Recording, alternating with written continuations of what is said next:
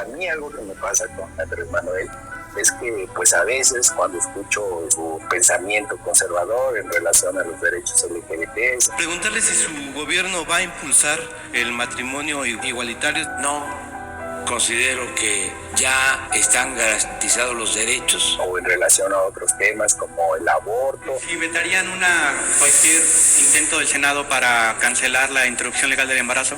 Yo creo que no debemos de abrir esos debates. Vamos a serenar el país. Él manifiesta un pensamiento pues conservador, trata de conciliar y nos manda a consulta y sabemos que los derechos no se consultan.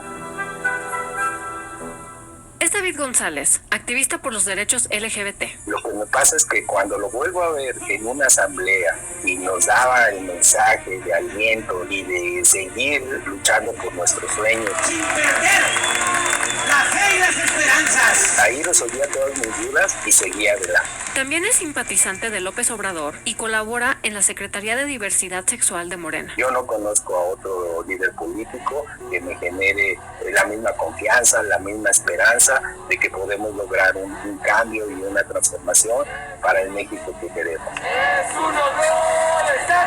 David no está de acuerdo con varias de las decisiones del gobierno de López Obrador, pero aún así forma parte de la mayoría de los mexicanos que lo siguen apoyando. Según las encuestas, son alrededor del 60%. Incluso cuando se trata de temas que tienen que ver con su identidad y su activismo. Vaya, con su vida. No le hace, porque para él, Andrés Manuel, tiene un proyecto que lo representa en muchos otros aspectos. Estamos convencidos que ese programa de gobierno debe incluir nuestros derechos. Entonces, no es que se lo perdonamos, seguimos en la lucha diaria y si pues ahora tenemos que plantearlo, exponerlo y lucharlo en este mismo gobierno con nuestro presidente, pues lo seguimos haciendo, porque nada hemos conseguido de gratis. ¿Cómo logra López Obrador mantener sus niveles de popularidad, a pesar de que en múltiples temas los mexicanos están evaluando a la baja su gestión? ¿Cómo le hace para darle la vuelta a los problemas o a los escándalos con tanto éxito? ¿Y qué tanto se pueden traducir esos niveles de aprobación en votos por Morena en las próximas elecciones? La aprobación del gobierno cae, pero la del presidente no. ¿López Obrador es de teflón? Esto es un poco de contexto. Yo soy Carlos Bravo Regidor. Y yo, Lucina Melesio. Hoy es miércoles 26 de mayo de 2021.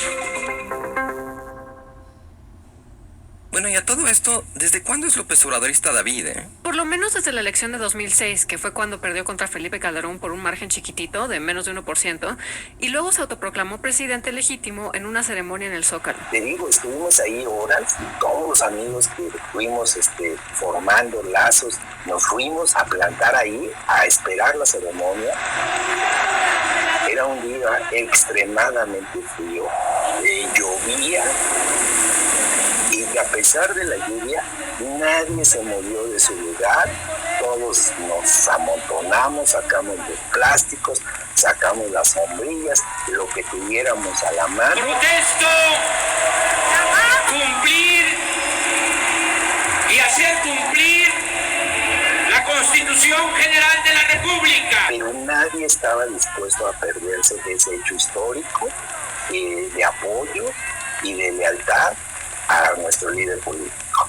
El propósito fundamental del gobierno legítimo, reitero, será proteger los derechos del pueblo, defender el patrimonio de todos los mexicanos y la soberanía nacional. Fue muy emocionante escucharlo, verlo tomar protesta. Entonces David sigue a Andrés Manuel desde su primera campaña presidencial. Hablando de seguir, no olviden darle clic al botón de seguir para que se enteren cada vez que salga un nuevo episodio de nuestro podcast. Retomando, David sigue apoyando a López Obrador desde entonces, desde 2006. Pero, ¿y cómo le hace David, que claramente es progresista, para justificar hoy su apoyo a un presidente que ha resultado tan conservador? Pues mira, para mí fue muy interesante platicar con él porque a veces, y bueno, creo que eso nos pasa un poquito a todos, el ambiente de polarización hace que olvidemos pues, de los matices, ¿no? Que pensemos que son dos bandos homogéneos peleando, AMLovers versus P-haters. Y pues eso solo es una caricatura. Tengo pensamiento, tengo libre albedrío y tengo decisión propia y no estoy de acuerdo con él en muchas cosas, Y los desacuerdos de David no se limitan solo al tema de los derechos LGBT, ¿cierto? No, no se limitan a ese tema. O sea, por ejemplo, en el caso de la crisis de los combustibles, cuando AMLO decidió cerrarle la llave al huachicol y dejarnos a todos sin gasolina, David no estuvo de acuerdo. Tampoco con la cancelación del aeropuerto. Y sobre los casos de corrupción, pero siento que a veces se le perdonan a Andrés Manuel y a su equipo varias cosas que pues claramente son contradictorias. O sea, por ejemplo, esto de la corrupción, o sea, ya se ha demostrado, por ejemplo, las casas de Irma y de John Ackerman, o sea, pues, ¿no? Lo de Pío López Obrador, lo de Felipa. Sí, le dio la vuelta, ¿eh? Estoy de acuerdo contigo, de esos personajes impresentables, ¿no? Deberían de estar en la cuarta transformación. Y pues sí, ahí soy sincero, son decisiones que no entiendo del presidente y que también le he criticado. Yo sí tengo esa conciencia y esa libertad crítica. Pero supongo que sí está de acuerdo con algunas cosas del gobierno de López Obrador, ¿no? Claro, estuvo de acuerdo con que soltaran al hijo del Chapo, por ejemplo. O sea, dijo que evitó una masacre. También con su respuesta a la pandemia en general. Y sí, está de acuerdo en muchas otras cosas. En fin, es complicado. Y pues por eso también interesante, ¿no? Además no está solo, ¿eh? López Obrador tiene 62% de aprobación después de 2 años y medio en el poder, según oráculos. A estas alturas de su sexenio, la de Peña Nieto ya andaba en 43% más o menos. Bueno, pero es que una cosa es la aprobación del presidente y otra la de su gobierno. No son lo mismo. En las encuestas respecto a él, a su figura, sí, le va bien a López Obrador. Pero cuando le piden a la gente que evalúe la gestión de su gobierno, ahí ya no le va tan bien. Sí, por ejemplo, en corrupción y seguridad pública, más o menos 60% opina que lo está haciendo mal o muy mal. Y eso es según una encuesta del Financiero, pero otras tienen resultados parecidos.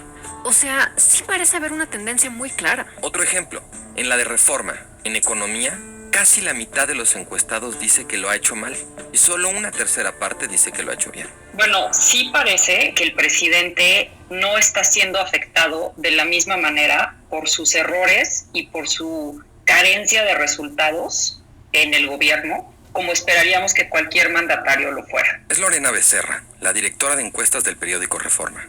No ha tenido ese costo en su aprobación. O sea, a pesar de que la gente nos dice, no ha cumplido con la mayoría de las promesas de campaña en todos los rubros. Hoy por hoy evalúan mal el manejo de la economía, el manejo de la seguridad, el manejo del combate al crimen organizado. Pero ojo, está hablando de dos fenómenos distintos. Uno es la brecha, o sea, la distancia que separa la evaluación del presidente de la de su gobierno.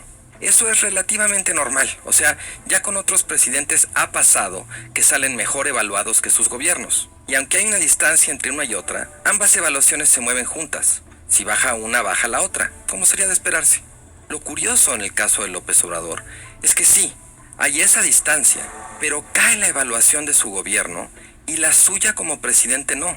Eso sí que es sorprendente. O sea, es como si nada de lo malo le pegara. Como si fuera de teflón. Resistente y que nada se les pega. Sí, es un efecto teflón. Oye, pero no es como que la gente no se dé cuenta. O sea, hay problemas y la evaluación de su gobierno baja. El misterio, digamos, es por qué esa baja no se ve reflejada en la evaluación del presidente. Exacto. Los encuestados castigan lo que perciben como malos resultados, pero lo castigan evaluando a la baja al gobierno, no al presidente. Es como si no quisieran cobrárselo a él.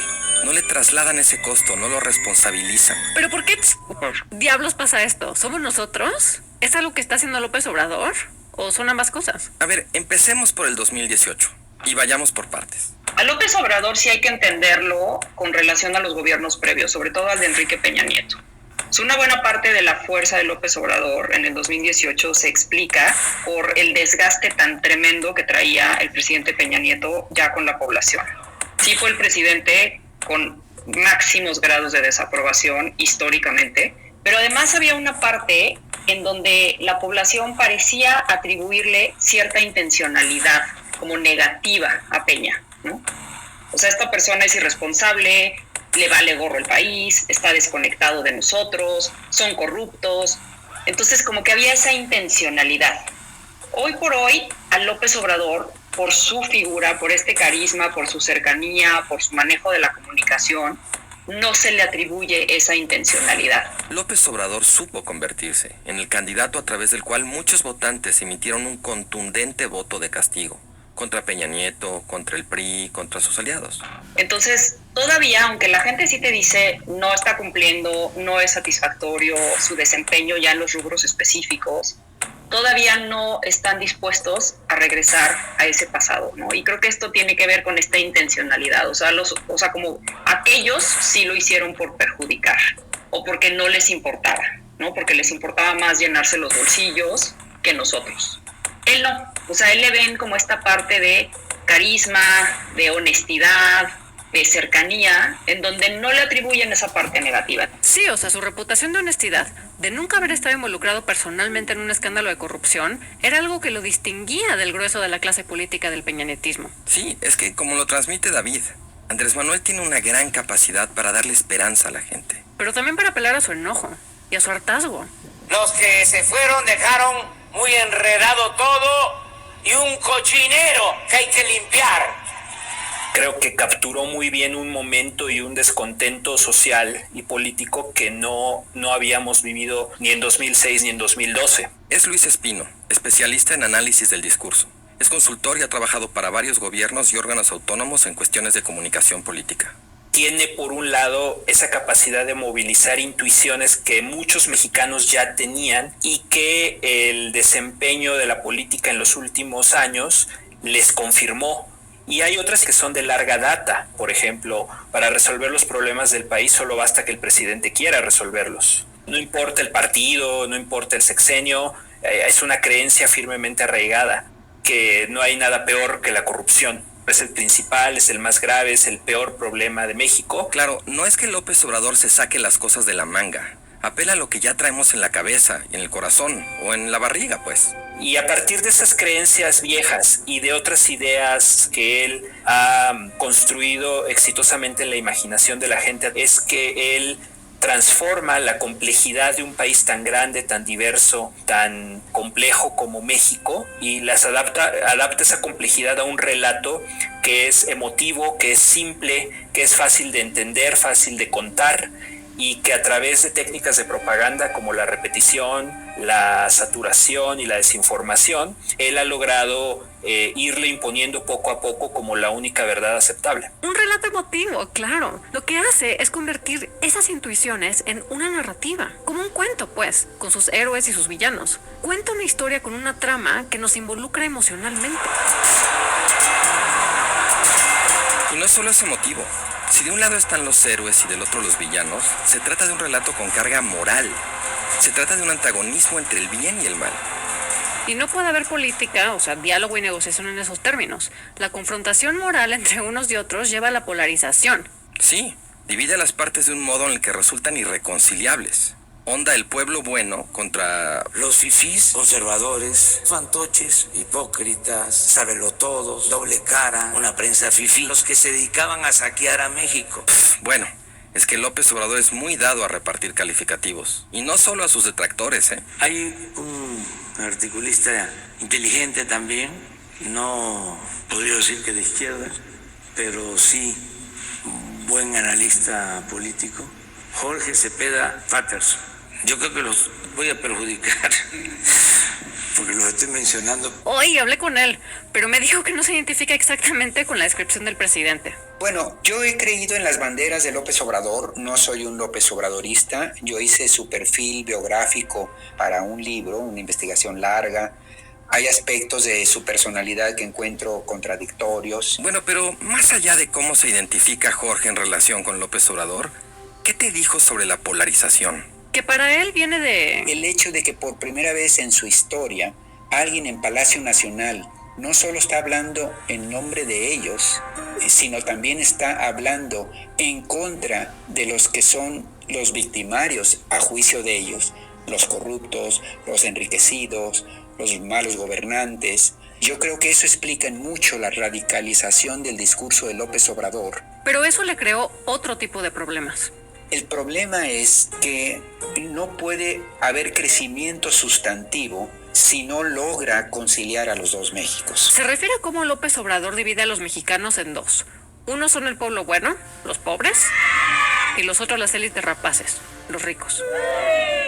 Ahora, con la polarización que él mismo incentiva, pues logra políticamente un acierto que es mantener sus niveles de aprobación en ese 60%. Pero al mismo tiempo que le sirve políticamente, le destruye económicamente la alianza con las fuerzas productivas, que es la iniciativa privada, para poder llevar a buen puerto sus objetivos con el México sumergido. El discurso polarizante que le sirve como líder político no le ayuda como gobernante. Y, por ejemplo, en el contexto de la crisis por la pandemia, me dijo que nos costó muy caro el compromiso con este cuento de que los malos son los empresarios. Pero a medida que las cosas se pusieron difíciles, el presidente, a mi juicio, en lugar de hacer un esfuerzo mayor para intentar unir a los dos Méxicos, se echó en brazos del México sumergido, pero en esa medida también dinamitó las posibilidades de una incorporación de aliados pues, que necesita para la construcción de un crecimiento que le permita favorecer a los pobres. Entonces es un discurso cada vez más belicoso que sí le asegura el triunfo político, pero a costa de mantener un divorcio, una crispación de aquellos que dominan las fuerzas productivas. Fue justo por esa crisis que más de 2 millones de mexicanos perdieron su trabajo, desde que empezó la pandemia hasta la fecha, según cifras del INEGI. Y aún así, el manejo de esa crisis no le costó en cuanto a su popularidad. Es justo en este tipo de contexto donde se nota lo poderosa que es la polarización. Y no solo es por la polarización. Parece que ese teflón también se refuerza a través de políticas muy concretas. Sus programas con entregas de dinero en efectivo a una porción ya importante de los hogares mexicanos. Según cifras del gobierno, que el 70% de los hogares mexicanos están recibiendo algún tipo de apoyo económico. Incluso si rasuráramos esa cifra y fuera la mitad que recibe... No será tan sencillo como que si todo el mundo está recibiendo dinero directo del gobierno en efectivo, pues que también eso se traduce muy fácilmente en popularidad. Yo no coincido con que sea necesariamente una actitud oportunista o instrumental. ¿Por qué ese 60% le daría la espalda? Tú mencionas, pero un chequecito sería suficiente, un subsidio del anciano sería suficiente. Bueno, pero es que no hay otro actor político enfrente que le esté diciendo, mira, a lo mejor esto es insuficiente, pero estoy abocado a ti, me interesa resolver tu problema, ¿no? Bueno, y un cheque sí les resuelve, al final de cuentas, ¿no? Sí, en parte resuelve algo y en parte agradecen la intención, agradecen las expectativas que va generando y agradecen simplemente que haya llegado uno de ellos o uno que hable en nombre de ellos a Palacio Nacional. O sea, ¿puede ser que los programas de apoyo a los pobres terminen convertidos siempre en un mecanismo para comprar o coaccionar sus votos?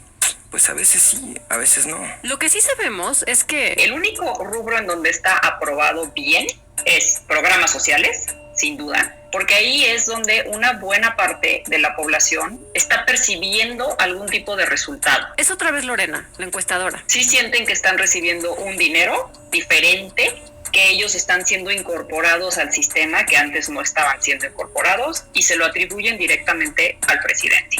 Ese resultado concreto. Ojo, aquí hay una excepción importante. En cuanto a la política social, a sus programas de transferencias no condicionadas de efectivo, ahí sí está siendo bien evaluada la gestión del gobierno de López Obrador. Obviamente la aprobación en ese grupo es altísima y es como una incondicionalidad. Ajá. Pero espera, porque eso no es todo. La cosa se pone más interesante. Pero aquí también vemos esa parte de comunicación. López Obrador lo que ha hecho es rebautizar la política social para convertirla en algo que sea de él. Y por eso vemos que ha desmantelado algunos de los programas sociales, porque lo que le interesa es que sus servidores de la nación sean los que entreguen directamente los apoyos y que sean identificados con él. Sin duda, cuando te dicen que lo reciben por parte de él, cuando lo aprueban más y se lo atribuyen a él, pues ahí ya está siendo exitoso de alguna manera, ¿no? Es lo mismo que vimos con las vacunas, ¿no? Según lo que escuchamos en el episodio anterior, el presidente y su equipo centralizaron su distribución para llevarse solo ellos el crédito. Hay una sobreexposición al discurso del gobierno en lo que está haciendo. Es Paloma Villagómez, socióloga especialista en evaluación de programas sociales y medición de la pobreza.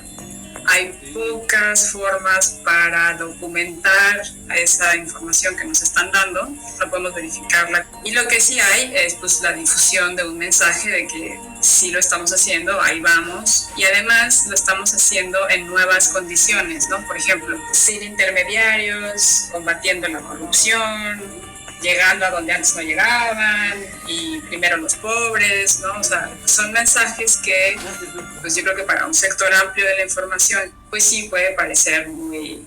Seguramente facilita pues que piense que hay cosas que sí están funcionando. En resumen, cabe la posibilidad de que no sea solo la política social como tal, sino también el discurso sobre la política social, lo que podría estar contribuyendo al efecto teflón Que nada se les pega. que trae López Obrador en las encuestas. Sí creo que la percepción generalizada de la pobreza, de la asistencia social y del papel de la política pública sí podría ser un elemento que favorezca la imagen presidencial. De hecho, Jorge está de acuerdo.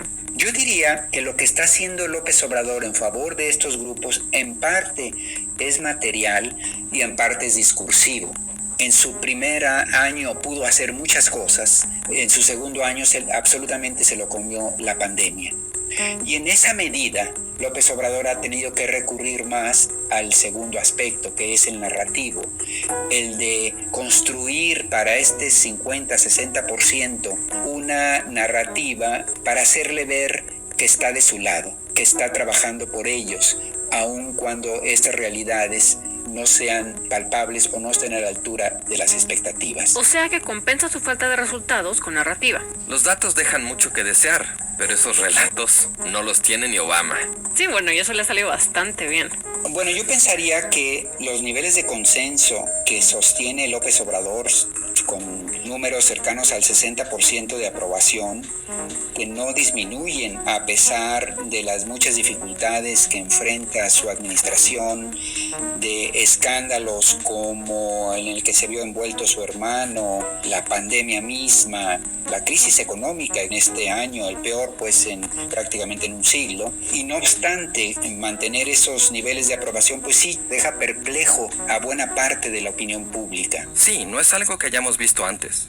Por supuesto que nos deja perplejos. Yo creo que la raíz para entender esta aparente paradoja tiene que ver con que en realidad López Obrador está gobernando, está hablando de cara al México que no somos la mayoría de los que formamos parte de la construcción de la conversación pública. Tiene que ver con a quiénes les habla, qué les dice y cómo les habla.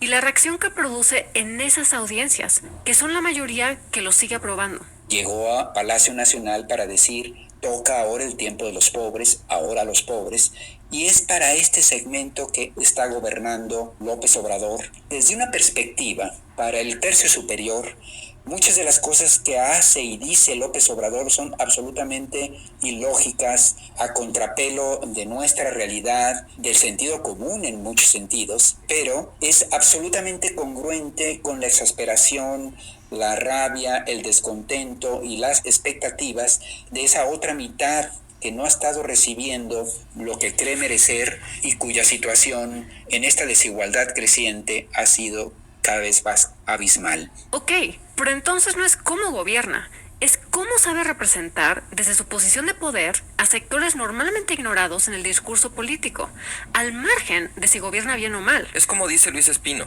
El teflón de AMLO Que nada se les pega. sería la gran capacidad que él ha tenido para conectar emocionalmente con millones de mexicanos a través de la palabra y del discurso. Ese vínculo de lealtad emocional que no se ve en las encuestas, sino que se ve en las redes sociales o que se lee en los medios cuando vemos a quienes lo apoyan a pesar de todo. Creo que ese es el ingrediente secreto que le ha permitido a López Obrador ser evaluado por sus intenciones y no por sus resultados. Pero a ver, me parece un poco injusto decir que lo siguen solo por un rollo emocional. Sí, yo también tenía esa inquietud. A ver, hablemos un poco de eso, de eso que llamas la lealtad o la satisfacción emocional, porque de entrada parecería una cierta injusticia al ubicar como a quienes lo apoyan, no como agentes racionales o seres pensantes, sino como personas que de alguna manera no están pensando, sino decidiendo como con el corazón o con el estómago. Es tan injusto o tan justo como calificar a quienes no lo apoyan de operar a partir también de códigos emocionales, que también muchas veces es el caso. En general, los individuos no reaccionamos racionalmente a los estímulos de comunicación política. Los estímulos de comunicación política, cuando están bien diseñados, apelan a la emoción, y algo que está entre la emoción y la razón, que es la intuición. Y después de que decidimos de manera automática si un político nos cae bien o nos cae mal, o si un discurso nos mueve o no nos mueve, entonces entra la mente, y la mente se encarga de racionalizar y de justificar nuestra postura política. Pero eso es común a todas las personas, no importa el momento, digamos, el partido, la ideología. No depende de eso. Eso es la forma en la que simplemente vivimos esto llamado la democracia sentimental. Sí, es que sería absurdo pensar que las emociones no juegan un papel.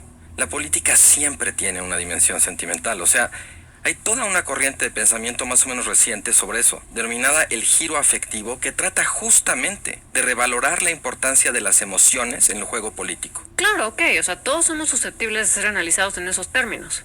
Y en ese sentido, David también me habló de esa conexión que siente con Andrés Manuel. Yo veo las mañaneras y habla igual a un jefe de Estado, y habla igual al director de Google o de Microsoft. De hacer el reconocimiento aquí a Carlos Slim. Le sabe igual que nos habla a todos los mexicanos. Tenemos el compromiso con los padres, madres de los jóvenes de Ayotzinapa de saber lo que sucedió. Él no tiene una pose política, pero la manera en que se dirige a ellos es la misma manera, con los mismos argumentos, si tú te das cuenta, con el mismo estilo, no cambia ni siquiera la entonación de su voz, ni sus ademanes, les habla igual que nos habla a todos los mexicanos. Pero es que, ¿sabes qué? No es solo el poder del discurso y su emotividad, también es la manera en que se proyecta en el espacio mediático. Porque para López Obrador, gobernar es escenificar, y él ha montado una muy potente plataforma desde la que despliega su puesta en escena todos los días. ¡Las mañaneras! Esa es otra de las cosas que a mí me gustan de este gobierno. A ver, ¿cuándo en la vida habíamos visto sentados ahí en la mañana, desmañanados todos los días, a los secretarios de Estado? ¿Cuándo los habíamos visto trabajar de esa manera? Mínimo ya se levantan temprano. Entonces, ese ejercicio que muchos critican y que a mí me parece increíble, un acto increíble de transparencia, de comunicación y de oportunidad de decir las cosas. Es que allí está, en Palacio, presente, todos los días a las 7 de la mañana. Se vibra cercano, accesible, que está al tanto. Yo he estado en las mañaneras y sí es increíble sentir que el presidente está allí, a unos metros de distancia, dándonos la cara. Para mucha gente la mañanera es como ver al presidente gobernar en vivo y en directo, ¿no? Es un espectáculo político muy bien montado, potente, persuasivo. No, pero es que, o sea, sí está chingón poder ir a hacerle preguntas al presidente todos los días. Una cosa es que puedas preguntarle y otra muy distinta que de veras te conteste, ¿eh? Sí, bueno, eso es muy cierto. Porque además muchas veces él tiene sus otros datos o no le toma la pregunta a cualquiera, ni tampoco toma las de todos los reporteros. O sea, hay un ecosistema ahí muy interesante de reporteros favoritos y unas preguntas. Sí, por ejemplo, la pregunta filosófica. Yo le quiero preguntar, ¿qué opina usted de la muerte? O la pregunta vampiro. ¿Qué tipo de sangre es usted, señor presidente? Cómo no, ahorita te lo digo. T4 positivo, transformación, cuarta. O la pregunta médica. Yo creo que todos queremos saber qué hace si usted utiliza algún método alternativo, si utiliza cámaras hiperbáricas. Tiene mucha energía, de verdad, y usted es como un corredor keniano. O sea, realmente lo hemos visto ni siquiera con un resfriado. Y muchas personas nos preguntan y nosotros mismos nos preguntamos qué es lo que hace. La pregunta espiritista. Queremos saber si para que reaparezca Juan Gabriel, porque cuando él falleció, bueno, cuando la supuesta muerte, pues la administración anterior se utilizaron un avión de la Fuerza Aérea Mexicana y también el hangar presidencial. Él en esta carta se le está pidiendo que usted interceda para que él pueda reaparecer. ¿De qué manera puede responder a esta pregunta? Gracias. Pero ya, ok, fuera de guasa. En ese ecosistema de las mañaneras es muy notoria la presencia de esos personajes que le hacen preguntas súper a modo al presidente. Y les dan la palabra a ellos para consumir el tiempo y que otros periodistas no alcancen a hacer sus preguntas. O sea, en realidad las mañaneras acaban también siendo una máquina para controlar la percepción. Sí, a veces se siente como un montaje o una simulación, pero de todos modos funciona en términos de lo que transmite. Es la fantasía de la transparencia radical, que es confundir familiaridad con realidad y pensar que como lo vemos diario, ahí está gobernando. Es Luis Espino de nuevo. La gente ve que están los secretarios, que les da instrucciones, que parece que está tomando decisiones y entonces dice, pues es que mira, esto nunca había pasado, gobierna en vivo y como lo ves todo el tiempo, se vuelve familiar para ti esa gente y entonces tú ya sientes que puedes entender de qué te está hablando, por qué toma las decisiones que toma, te sientes parte de, te incluye. Entonces el mismo secreto que hace a las Kardashians famosas, eso es lo que vuelve exitosa la mañanera. Y finalmente la autenticidad, que es esta idea de que el líder se muestra tal cual es y entonces esa autenticidad es lo que también lo une a sus seguidores. También tiene una dimensión muy ceremonial. Creo que la mañanera es un exitoso ritual político disfrazado de conferencia de prensa. Es un ritual con una liturgia, con unas frases que se repiten permanentemente y que los seguidores del presidente ya conocen y ya esperan incluso, con performances ahí de algunos asistentes que tienen una función que también van repitiendo sistemáticamente. Aunque a ver, más allá del circo, del reality show o de la misa, las mañaneras siguen siendo un gran instrumento de comunicación. Sí, las mañaneras ponen la agenda, los temas del día, establecen la narrativa desde tempranito y así el presidente se anticipa.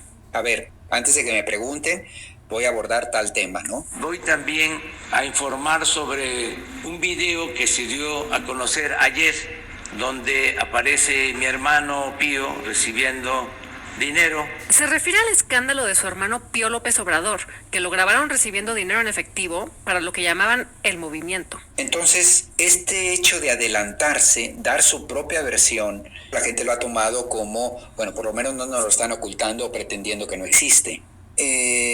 Inmediatamente cuestiona a los que están tratando de sacar raja política, a sus enemigos, los excesos que comete inmediatamente, también hay que decirlo, sus adversarios. Él se va sobre esos excesos y al tercer día mágicamente aparece otro tema que ocupa el espacio mediático y deja atrás el anterior. López Obrador produce tanto contenido en las mañaneras que acaba dominando la agenda en los medios. Marca pauta y no hay nadie que le haga competencia, alguien que le dispute ese espacio. Bueno, pero eso desde el 2018. O sea, si por eso arrasó. Yo no siento ni esa confianza, ni ese liderazgo, ni esa empatía política con ningún otro personaje. Es que eso sí es bastante evidente. Y no es necesario ser militante López Obradorista para verlo, ¿no? Sí, la verdad es que no hay una contrapropuesta clara, ni tampoco liderazgos fuertes.